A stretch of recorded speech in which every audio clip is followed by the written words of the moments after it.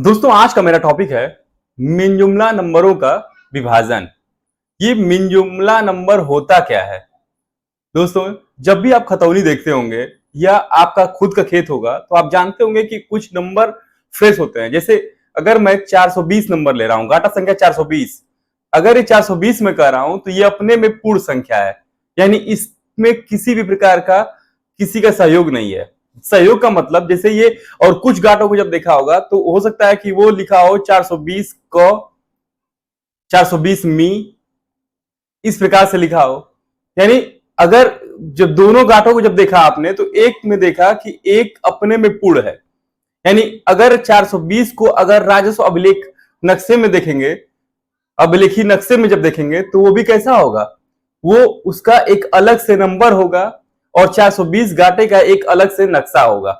लेकिन जब 420 को देखेंगे तो इसमें क्या होगा कि खतौनी में तो 420 क ख ग सब मिलेगा, लेकिन जब नक्शे में जाएंगे तो वहां पर क्या लिखा होगा, वो केवल 420 नंबर उसमें पड़ा होगा। तो इससे ये कंफ्यूजन होता है कि मेरा 420 क किधर है। दोस्तों, इसी के लिए जरूरत पड़ती है मिनजुमला नंबरों के विभाजन की। यानी जरूरत समझ में आ गई क्यों पड़ती है?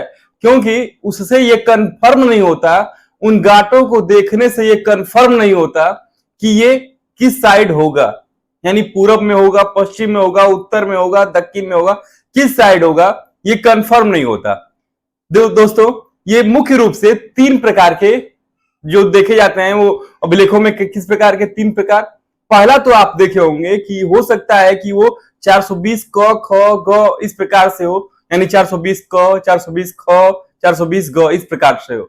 दूसरा ये देखे होंगे आप कि हो सकता है कि वो बटा के रूप में हो, यानी 420 बटा 1, 420 बटा 2, 420 बटा 3 इस प्रकार से वो नंबर हो सकते हैं। तीसरा प्रकार जो होता है, हो सकता है खतौनी में मी लिखा हो, यानी 420 मी करके होगा वो नंबर। तब कंफर्म ये आप जब देखेंगे इन नंबरों को तो इससे ये कंफर्म नहीं होगा कि नक्शे में जो भू नक्शा होता है, राजस्व अभिलेख नक्शा जो होता है, अभिलेखी नक्शे में ये नंबर कहां पड़ेगा। यानी ये 420 तो आपको समझ में आ जाएगा कि 420 नंबर फ्रेश है, इसका नक्शा इतना बड़ा, इतना लंबा, इतना चौड़ा है।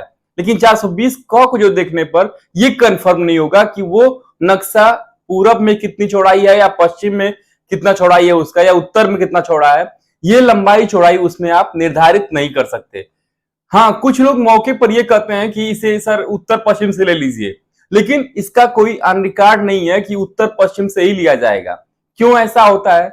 मान लीजिए कि अगर कोई गाटा दो भागों में बटा हुआ है, जैसे मान लीजिए 420 क और 420 ख, यानी दो गांठों में है, और एक आदमी का एक क जो है वो नवीन परती है और ख जो है वो नाम से है, यानी भूमधरी है किसी की। तो मान लीजिए कि अगर उत्तर पश्चिम से लेंगे तो पहला उत्तर पश्चिम से लेने पर क आएगा, और उत्तर उसके बाद क्या होगा, ख होगा। जब उत्तर पश्चिम से आप लेंगे, मान लीजिए किसी काश्तकार का उत्तर पश्चिम में ही घर बना हुआ है, यानी जिसका भूमधरी है उसका घर पश्चिम में बना हुआ है, तब क्या करेंगे आप? तब तो वो ये कहेगा कि मेरा घर परती में बना हुआ है और ख मेरा जो सहन बचा हुआ है, जो यहाँ पर इसमें घर नहीं बना हुआ, मेरा पहले से ही भूमधरी मेरे नाम पे है। ऐसा नहीं होता है। जिस आदमी का जहां कब्जा होगा वहीं पर उसकी भूमधरी मान ली जाएगी। जिस आदमी का जहां, अगर क में अगर क हो चाहे ख हो, जिस आदमी का जहां कब्जा होगा वहीं पर उसका हिस्सा निर्धारित कर दिया जाएगा। यानी जिस आदमी का जहां हिस्सा होगा, यानी जिस आदमी का जहां कब्जा होगा वहीं पर उसकी भूमधरी डिसाइड कर दी जाएगी। ये होता है मौके के अनुसार बंटवारा। दोस्तों, लेकिन अगर नियम से करेंगे तो ये किस प्रकार से हम इसका विभाजन करवा सकते हैं? दोस्तों, इसके लिए क्या करना होगा, आपको जिलाधिकारी महोदय के यहाँ वाद दाखिल करना होगा। कौन सा वाद? धारा 30(2) का। धारा 30(2) क्या होता है? धारा 30(2) ही एक ऐसा है जिसमें मिजुमला नंबरों का बंटवारा किया जाता है। इसमें कैसे क्या रूल होते हैं, इसके रूल जो होते हैं वो नियम 26 के तहत निर्धारित होते हैं। ये कुल 12 भागों में ये नियम 26, यानी ये 12 भागों में ये नियम 26 बटा हुआ है, यानी इसके 12 उपनियम दिए हुए हैं। इस उपनियमों को अगर आप समझ लेंगे तो इससे कंफर्म हो जाएगा कि इसका बंटवारा कैसे किया जाए। यानी अगर लेखपाल साहब हैं, चाहे कोई भी अगर है, अगर इस नियम 26 को अगर क्लियर कर लिया तो उसको कोई भी दिक्कत नहीं होगी मौके पर बंटवारा करने में, चाहे इस रिपोर्ट को लगाने में। दोस्तों, नियम 26 का पहला उपनियम यह है कि राज्य परिषद के द्वारा जिलाधिकारी महोदय को यानी कलेक्टर महोदय को ये निर्देश दिया जाएगा कि मिजुमला नंबरों का भौतिक विभाजन किया जाएगा और उसके उपरांत यानी विभाजन के उपरांत उसका भौतिक जो विभाजन किया गया होगा उसको अभिलेखों में सुरक्षित यानी अभिलेखों में उसे दर्शाया जाएगा, यानी अभिलेख में भी उसका जिक्र कर दिया जाएगा। यह है रूल 26 का उपनियम 1। दोस्तों, नियम 26 का उपनियम 2 में यह है कि कलेक्टर महोदय के द्वारा गांव के मिजुमला गाटों के विभाजन की स्कीम को तैयार कराया जाएगा। दोस्तों, ऐसा आदेश होने के बाद नियम 3 में उपनियम 3 में यह है कि लेखपाल के द्वारा उक्त आदेश का पालन के लिए आरसी प्रपत्र 5 तैयार किया जाएगा। ये नियम 26 में तीसरे पॉइंट में है।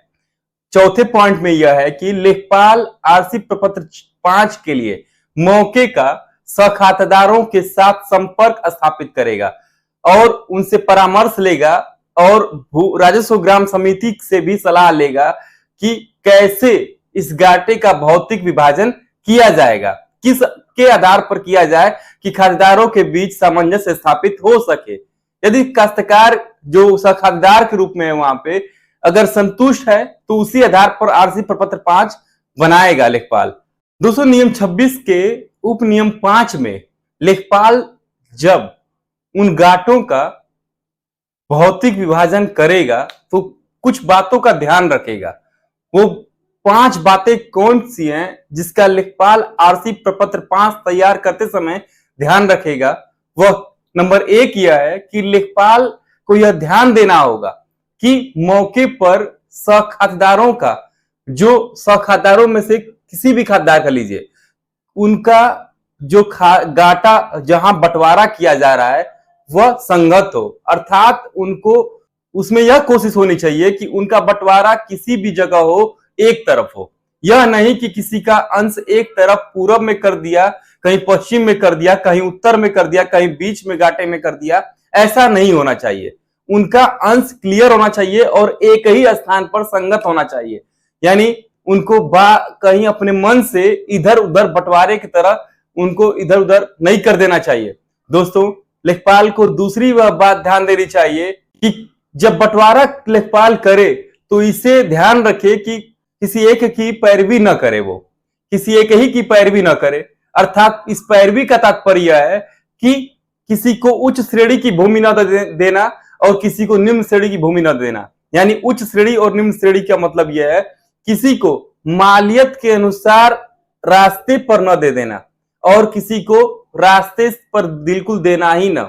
यानी ये ध्यान देना चाहिए कि लेखपाल को बंटवारा करते समय यह भी ध्यान देना चाहिए कि किसी को भी एक तरफा बंटवारा न किया जाए। अर्थात लेखपाल को यह ध्यान देना चाहिए कि रास्ते पर एक ही पक्ष को न दे दिया जाए, दोनों पक्षों को बराबर का हक, बराबर की मालियत की भूमि आवंटित की जाए। यानी जब भी बंटवारा विभाजन कर रहा है वो तो उसे बराबर ध्यान देना चाहिए कि सभी का अंश, सभी की मालियत एक अनुरूप हो।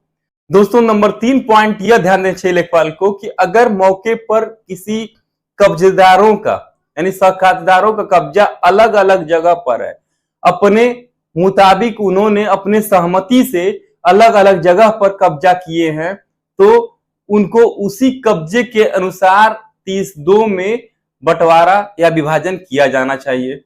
उनको अपने मन से इधर उधर तय नहीं किया जाना चाहिए। ठीक, नियम 26.5 में चौथा पॉइंट यह है कि सिंचाई के साधनों का भी ध्यान उसे देना चाहिए। यानी अगर उस गाटे में अगर नलकूप की व्यवस्था हो तो उसका भी ध्यान देना चाहिए। अगर नहीं है तो यह ध्यान देना चाहिए कि उस काश्तकार को जहां वह बंटवारा यानी विभाजन कर रहा है वहां पर नलकूप या पानी की व्यवस्था, सिंचाई की व्यवस्था हो सकती है या नहीं। नियम 26.5 में 5वां बिंदु यह है कि यदि कोई जमीन का वाणिज्यिक मूल्य मान लीजिए वाणिज्यिक मूल्य अधिक है, यानी सड़क का मूल्य अधिक होता है और रास्ते से हटने का मूल्य, जो हटकर जमीन होगी उसका मूल्य अलग होता है। तो बंटवारा करते समय यह जरूर ध्यान देना चाहिए कि सभी को एक मालियत की भूमि आवंटित हो, यानी अगर रास्ते पर बंटवारा करना है तो रास्ते पर सबको बराबर बराबर भाग मिलना होता है, यानी इसी के अनुसार उसको आरसी प्रपत्र 5 को तैयार किया जाना चाहिए। दोस्तों, जब आरसी प्रपत्र 5 तैयार हो जाएगा तो इसके बाद नियम 26(6) में वह लेखपाल उस गाटे का नजरी नक्शा तैयार करेगा, यानी बंटवारा यानी विभाजन के पश्चात का नजरी नक्शा वह तैयार करेगा। दोस्तों, नियम 26(7) में यह होता है कि जब नजरी नक्शा तैयार हो जाने के उपरांत साखादारों को एक नोटिस जारी किया जाएगा। क्या नोटिस में होगा? नोटिस के साथ उस नजरी नक्शे का फोटोकॉपी भी उन्हें उपलब्ध कराया जाना चाहिए, जिससे वह जान सकें कि किस पे आपत्ति करनी है या नहीं करनी है। यानी जो नोटिस जारी होगा वो आपत्ति करने का एक मौका होता है। ये आपत्ति करने का समय कितना होता है? दोस्तों, ये आपत्ति करने का समय तामीला के दिनांक से 15 दिन के अंदर का होता है। यदि किसी काश्तकार को आपत्ति करना होगा तब वो क्या करेगा कि उस तामीला के दिनांक से 15 दिन के अंदर ही आपत्ति कर सकेगा। यदि कोई आपत्ति कर देता है तो क्या होगा? आपत्ति करने के उपरांत लेखपाल उस आपत्ति को राजस्व निरीक्षक महोदय के पास देंगे। यह नियम 26 में 8वां पॉइंट है। यानी क्या? जब भी नोटिस मिलेगा, नोटिस कौन जारी करेगा? नोटिस 7वें पॉइंट में है, लेखपाल। भाई लेखपाल के द्वारा जारी होता है तो लेखपाल, नहीं तो अगर जिस कोर्ट से नोटिस जाता है वहां पर वो काश्तकार उस नोटिस को उपलब्ध कराएगा। दोस्तों, नियम 26(8) में क्या मैंने बताया? नियम 26(8) में मैंने ये बताया, जो नोटिस अगर लेखपाल को प्राप्त होगा तो वो कानूनगो महोदय को यानी राजस्व निरीक्षक महोदय को सौंप देंगे। राजस्व निरीक्षक महोदय जब उस नोटिस को प्राप्त करेंगे तो उसे राजस्व ग्राम समिति यानी उस नोटिस को राजस्व ग्राम समिति से परामर्श करके उसे निस्तारण करने का प्रयास करेंगे। यदि सहमति होती है और उनके बीच का सामंजस्य स्थापित हो जाता है तो निस्तारित कर देंगे। अन्यथा यह होगा कि राजस्व निरीक्षक महोदय अगर जब नोटिस का सहमति के आधार पर वो जब विभाजन नहीं कर पाए तो उसे प्रारंभिक विभाजन करके उसे एसडीएम महोदय से होते हुए उस फाइल को कलेक्टर महोदय को पहुंचवाएंगे, यानी उसे प्रेषित करेंगे। यानी एसडीएम महोदय से होते हुए फाइल कहां जाएगी? कलेक्टर महोदय को दे दी जाएगी। दोस्तों, नियम 26(10) में कलेक्टर महोदय क्या करेंगे? वो जो फाइल प्राप्त हुई होगी, जिस पर आपत्ति करने का मौका फिर से देंगे, और यदि आपत्ति तय कर दी जाती है, आपत्ति का अगर आपत्ति यदि हल हो जाता है तो क्या होगा? आपत्ति के समाप्ति के उपरांत डीएम महोदय उसे क्या करेंगे? उस पर आदेश पारित करेंगे। आदेश होने का मतलब यह होगा कि उस 30(2) की पत्रावली को पुष्ट कर दी गई है। दोस्तों, नियम 26(11) में मानचित्र खसरा खतौनी, नियम 26(11) में मानचित्र खसरा खतौनी पर उस विभाजन को जो पुष्ट किया गया है उसे संशोधित कर दिया जाएगा।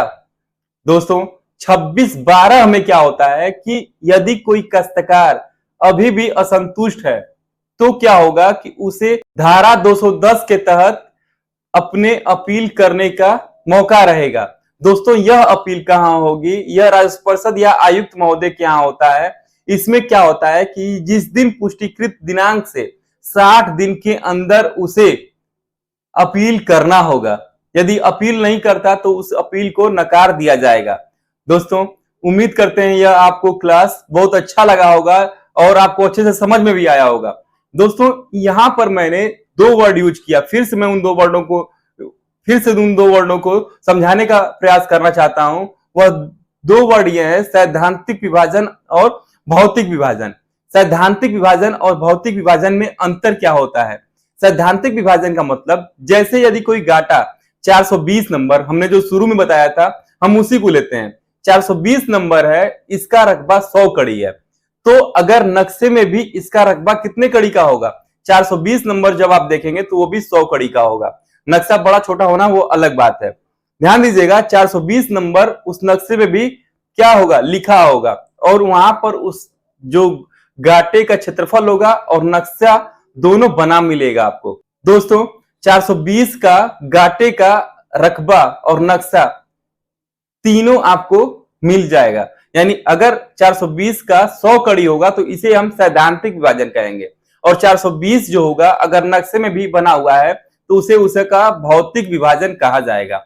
दोस्तों अगर यही मिल जुमला नंबर अगर है तो इसका मतलब ये होता है मिल जुमला, यानी ये क्या होगा, ये कई गांठों से मिलकर के बना होता है, यानी एक ही गांठे के कई भाग हो गए होते हैं, उन भागों से मिलकर के ये गांठा बना होता है। जैसे 420 क, 420 ख, यदि कोई गांठा को हम 420 क को लेते हैं और यह 100 कड़ी का है तो नक्शे में जरूरी नहीं कि 420 को मिले, आपको जरूरी नहीं, मिलेगा ही नहीं, क्योंकि नक्शे में 420 नंबर लिखा होगा, 420 को नहीं लिखा होगा। दोस्तों इसी के लिए जरूरी होता है क्या, 30-2, और इसी को कहते हैं अगर रकबा केवल दिया है 420 का 100 कड़ी तो वो उसका सैद्धांतिक विभाजन है, लेकिन अगर नक्शे में अगर उसका विभाजन नहीं है तो वही कहेंगे कि उस गांठे का भौतिक विभाजन नक्शे में नहीं है। दोस्तों उम्मीद करते हैं आपको दोनों के बीच अंतर जरूर समझ में आ गया होगा। दोस्तों अगर आपको ये वीडियो अच्छी लगी तो लाइक, शेयर और सब्सक्राइब करना बिल्कुल ना भूलें। धन्यवाद।